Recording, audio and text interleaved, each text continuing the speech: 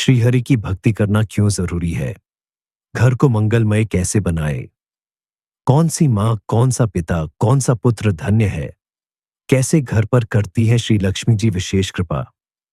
घर की किस दिशा में कौन से वृक्ष का होना बनता है मंगलकारी? प्रत्यक्ष देवता कौन है? किस परिजन का सम्मान करने से कौन सा देवता होता है प्रसन्न? जीवन में पत्नी की कितनी बड़ी है महिमा? विवाह के लिए किन बातों को ध्यान रखना बहुत जरूरी है? कन्याओं के विवाह में विलंब क्यों नहीं करना चाहिए? क्या वास्तु पूजन का कोई विशेष महत्व है? एक पति को कैसा होना चाहिए? घर में नारी का सम्मान जरूरी क्यों है? गृहस्थ को सहवास से संबंधी किन नियमों का पालन करना चाहिए? संस्कारी पुत्र की प्राप्ति के लिए सहवास के क्या नियम है?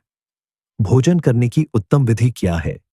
नाना पदार्थ कितने दिन तक सारवान रहते हैं? उत्तम निद्रा के लिए शयन की विधि क्या है? दिन के किस समय कौन सा कार्य करना श्रेष्ठ है? 5 यज्ञ कौन से हैं? दान की महिमा कैसी है? किस धन का दान करना श्रेष्ठ फल देने वाला बनता है? आय का सुंदर विभाजन क्या है? ब्राह्मण पूजन का कितना महत्व है? किसी वैष्णव का संग क्यों जरूरी है? श्री तुलसी जी की इतनी महिमा क्यों है?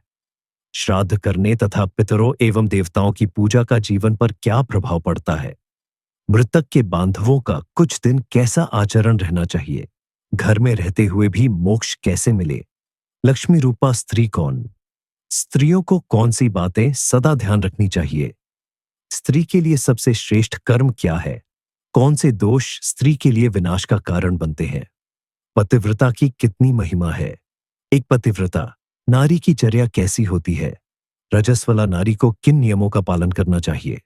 गर्भ संबंधी विघ्न तथा मासिक धर्म संबंधी विघ्न की शांति के शास्त्रीय उपाय क्या है? कैसा घर मानो श्मशान? कुल क्यों हो जाता है नष्ट? शुभ प्रयत्न भी क्यों हो जाते हैं विफल? कैसा दान करता नहीं कल्याण? शास्त्र पठन की मर्यादाएं क्या हैं? कैसे हो जाता है पाप का संक्रमण? क्यों नहीं रहना चाहिए अनाश्रमी? कुल धर्म गोत्र धर्म का त्याग क्यों नहीं करना चाहिए? धर्म से भ्रष्ट हो जाने पर क्या होता है परिणाम? देवताओं की अवहेलना के क्या होते हैं दुष्परिणाम? देवता और देव प्रतिमा में क्यों नहीं करनी चाहिए भेद बुद्धि?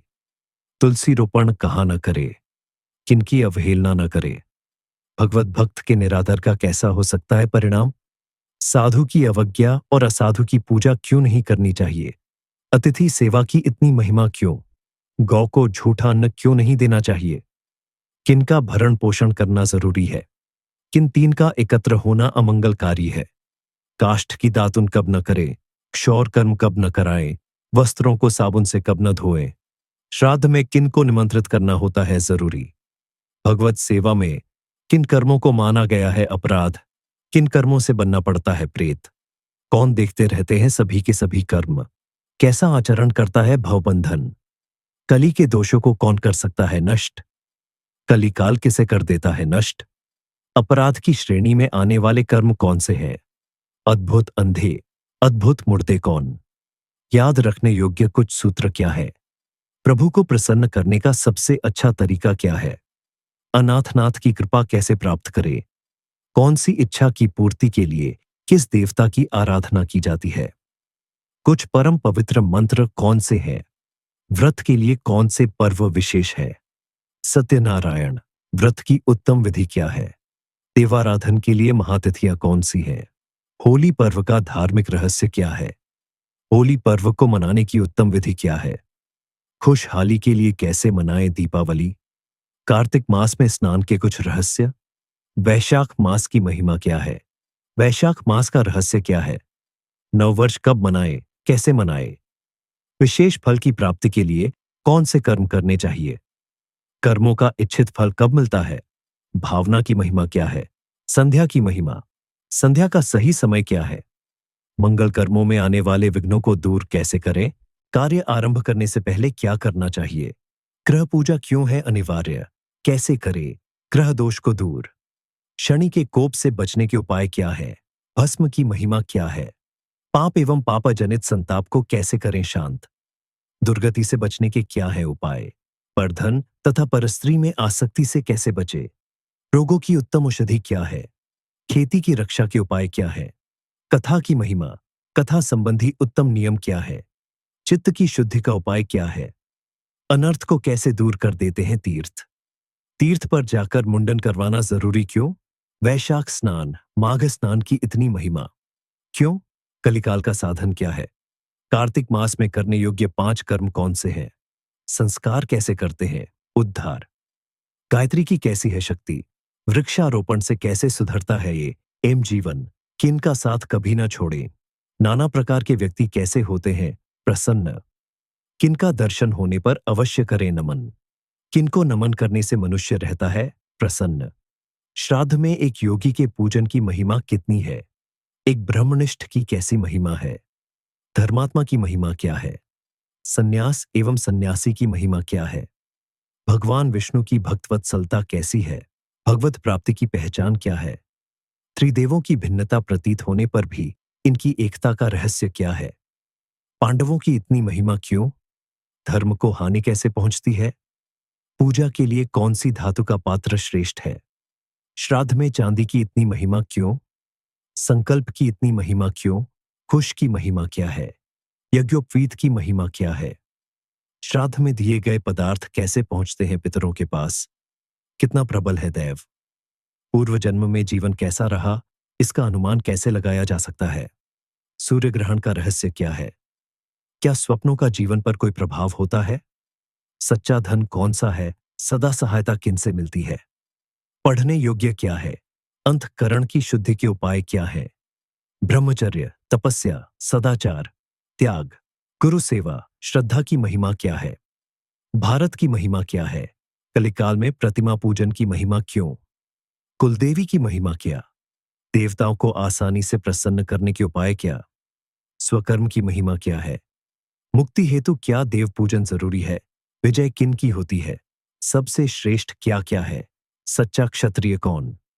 राजधर्म के बारे में क्या कहता है सनातन धर्म? सरकारी अथवा गैर सरकारी कर्मचारी के लिए कर्तव्य पालन आवश्यक क्यों? वंश वृद्धि नहीं होने के कारण क्या है? किन कारणों से तप क्षीण हो जाता है? कैसे कर्म रह जाते हैं निष्फल? मानसिक संताप क्यों होता है? प्रजा में भय क्यों उत्पन्न होता है? पाप कैसे करता है पतन? कैसे कैसे हो जाता है जीवन नष्ट? रोगों की उत्पत्ति के रहस्य क्या है? किसे माना जाए सनातन धर्म? कलिकाल कैसे करता है बुरा हाल? कलिकाल में दोषों से बचने के उपाय क्या है? दुर्गुण कैसे करते हैं पतन? दैवी संपदा की महिमा क्या है? कर्म के मर्म क्या है? धर्म का प्रभाव क्या होता है? संकट आने से पूर्व के लक्षण क्या है? क्या क्या नित्य है? संसार में दुर्लभ क्या क्या है? मृत्यु का सच क्या है? कटु सत्य क्या है? जीवन का सत्य क्या है? मुक्ति का स्वरूप क्या है? प्रभु से प्रार्थना करें तो करें कैसी? इन सभी गूढ़ विषयों के प्रामाणिक उत्तर स्वामी निरंजनानंद भिक्षुक द्वारा संकलित किए गए हैं अपने दिव्य सनातनी जीवन ग्रंथ में। शास्त्रों के माध्यम से दिव्य सनातनी जीवन ग्रंथ के विषय में कुछ आपको बताने का विचार आ गया है स्वामी निरंजनानंद भिक्षुक के मन में। इस ग्रंथ का छोटा सा है आकार, किंतु यह ग्रंथ कर सकता है महान उपकार। इस ग्रंथ में सनातनी शास्त्रों से ही चयनित किए गए हैं जीवन के लिए उपयोगी आदेश उपदेश। इस ग्रंथ में वर्णित अनेक उपायों, अनेक भावनाओं में से कोई एक उपाय, कोई एक भावना भी बदल सकती है किसी श्रद्धालु पाठक की दशा और दिशा। यह ग्रंथ स्वामी निरंजनानंद भिक्षुक द्वारा अपनी अंतरात्मा की आवाज पर लोकहित की भावना से प्रेरित होकर ही रचा गया है। यह ग्रंथ उनके लिए बहुत महत्वपूर्ण सिद्ध हो सकता है जिनके पास अनेक ग्रंथ पढ़ने का समय नहीं है अथवा जिन्हें संतों, गुरुओं का आश्रय सुलभ नहीं हुआ है। इस ग्रंथ के अनुसार जीवनयापन किसी को भी सच्चा सनातनी अर्थात परमात्मा का सच्चा भक्त बनाने में निभा सकता है महत्वपूर्ण भूमिका। यह ग्रंथ ऋषियों मुनियों का ज्ञान रूप महाप्रसाद ही है। इस ग्रंथ को डिस्क्रिप्शन में लिंक के माध्यम से अपने बच्चों, अपने मित्रों, अपने परिजनों को उपहार स्वरूप भेजना आपके और आपके बच्चों आदि के लिए सिद्ध हो सकता है महापुण्य देने वाला। आइए अब डिस्क्रिप्शन में जाएं, लिंक खोलें और दिव्य सनातनी जीवन ग्रंथ को पढ़कर जीवन को ले चलें। दिव्यता, धन्यता की ओर। स्वामी निरंजनानंद, भिक्षुक, नारायण,